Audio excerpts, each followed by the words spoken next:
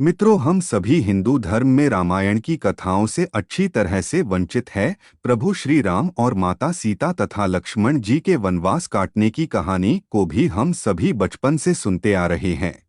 पर हम आज आपको इस प्रस्तुति में एक ऐसी घटना के बारे में बताएंगे जो आपको सोचने पर मजबूर कर देगी। सनातन धर्म ग्रंथों में साफ साफ इस बात वर्णन मिलता है, जैसे हम कर्म करते हैं वैसे हमें फल मिलता है, और उस कर्म का फल को हमें इसी जन्म में भोगना पड़ता है, चाहे वह इंसान हो या फिर भगवान। और यह तो आप सभी जानते ही हैं कि मर्यादा पुरुषोत्तम श्री राम ने एक व्यक्ति के बातों में आकर अपनी पत्नी माता सीता को अयोध्या छोड़कर जाने का आदेश दे दिया था।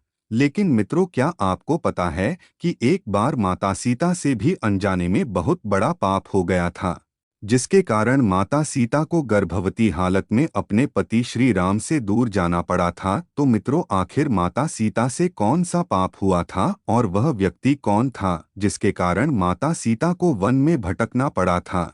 अगर आप भी माता सीता जुड़ी इस कथा को सुनना चाहते हैं तो आप इस वीडियो को पूरा देखें। नमस्कार मित्रों, स्वागत है आपका अपने YouTube चैनल अननोन सफर में।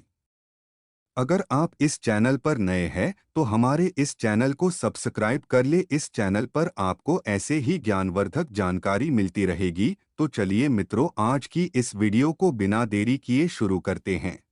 मित्रों, आपको जिस कथा के बारे में आपको बताने जा रहा हूँ, इसका साफ साफ उल्लेख आपको रामायण में मिलेगा। वैसे तो रामायण को कई भाषाओं में लिखी गई है, ऐसे में अलग अलग रामायण में कई तरह की दंत कथाएं मिलती है, और ऐसी ही एक दंतकथा माता सीता से जुड़ी हुई एक कथा है।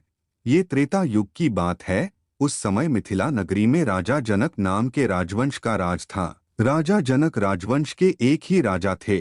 राजा जनक एक बार यज्ञ के लिए जमीन की जुताई कर रहे थे। उसी समय जमीन में से उन्हें एक छोटी सी कन्या की प्राप्ति हुई। वो कन्या बहुत खूबसूरत थी। राजा जनक उस कन्या के सुंदर नैन नक्श को देखकर राजा बहुत ही प्रसन्न हुए, और राजा जनक ने उस कन्या को पुत्री के रूप में गोद ले लिया, और वह कन्या बाद में सीता के नाम से जानी गई। जब सीता बड़ी हुई तो एक दिन माता सीता अपनी सहेलियों के साथ महल के बगीचे में घूम रही थी। तभी अचानक उनकी नजर पेड़ पर बैठे एक बहुत ही सुंदर तोते के जोड़े पर पड़ी। वह तोते के जोड़े बहुत ही ज्यादा खूबसूरत थे।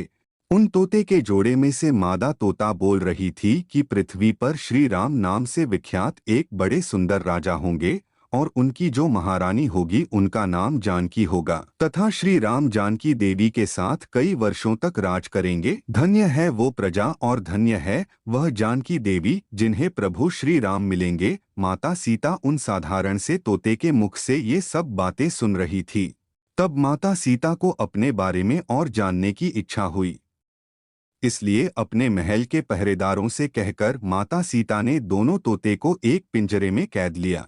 फिर माता सीता उन दोनों तोते से प्यार से पूछा, तुम दोनों को भविष्य के बारे में इतना ज्ञान कहाँ से प्राप्त हुआ?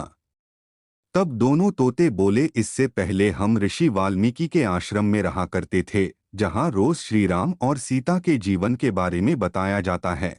इसलिए हमें उन दोनों के बारे में हर चीज कंठस्थ याद हो गई है।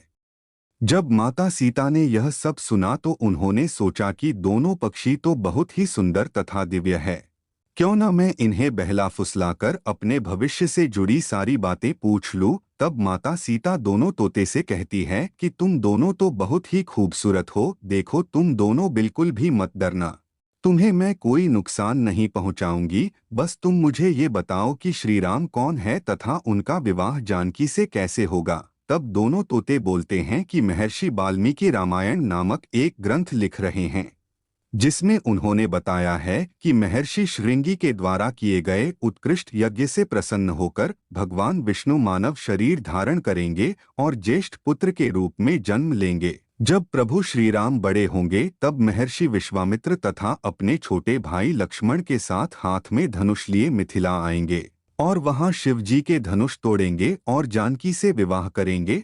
इतना सुनकर माता सीता उन दोनों तोते से बोलती है कि जिस जानकी की तुम लोग बात कर रहे हो ना, वह मैं ही हूँ। मैं सीता भी हूँ और मैं जानकी भी हूँ।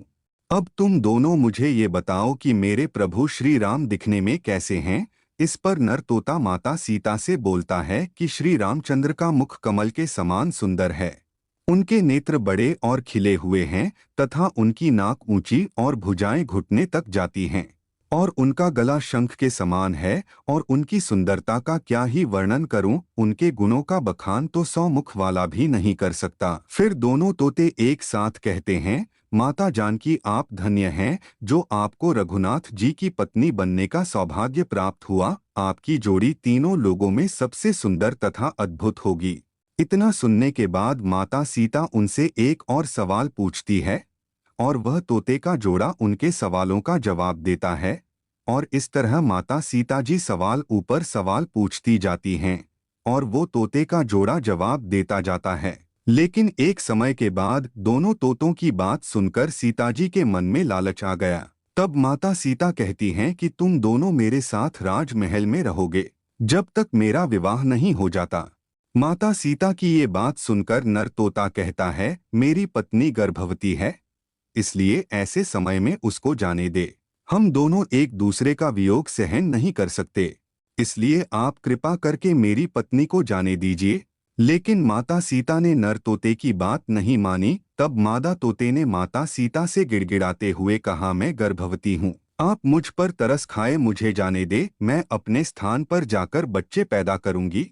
अगर आप चाहते हैं तो बाद में फिर से यहाँ आ जाऊंगी। लेकिन माता सीता ने मादा तोते की एक भी ना सुनी। तब मादा तोते को बहुत गुस्सा आया और उस मादे तोते ने माता सीता को श्राप दिया कि जिस तरह तुमने गर्भावस्था में मेरे पति से मुझको को अलग कर दिया है, वैसे ही घर व्यवस्था के दौरान तुमको भी पति वियोग सहना पड़ेगा।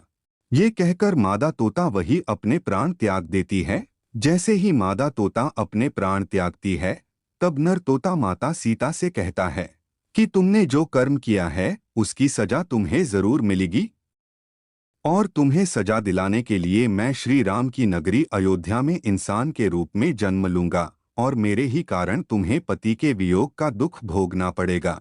इतना कहकर नर तोता भी अपनी पत्नी के वियोग में प्राण त्याग देता है। ये सब बातें सुनकर माता सीता को बहुत दुख हुआ, लेकिन तब तक बहुत देर हो चुकी थी और माता सीता चाह कर भी कुछ नहीं कर सकती थी। बताया जाता है कि अगले जन्म में यह तोता वही धोबी था जिसने माता सीता के चरित्र पर उंगली उठाई थी, जिसके बाद श्री राम ने माता सीता को घर व्यवस्था के दौरान ही त्याग दिया था। तब वन में भटकते हुए माता सीता महर्षि वाल्मीकि के आश्रम में पहुंची और वहीं पर उन्होंने लवकुश को जन्म दिया। तो मित्रों, अब आप हमें ये बताइए कि किसके श्राप की वजह से माता सीता को प्रभु श्री राम से दूर रहना पड़ा। आप हमें कमेंट करके जरूर बताना। मित्रों, अगर आपको वीडियो अच्छी लगी तो इस वीडियो को लाइक करें, शेयर करें और चैनल पर अगर आप नए हैं तो इस चैनल को सब्सक्राइब जरूर करें। मित्रों, हमारे कमेंट बॉक्स में जय श्री राम अवश्य लिखें।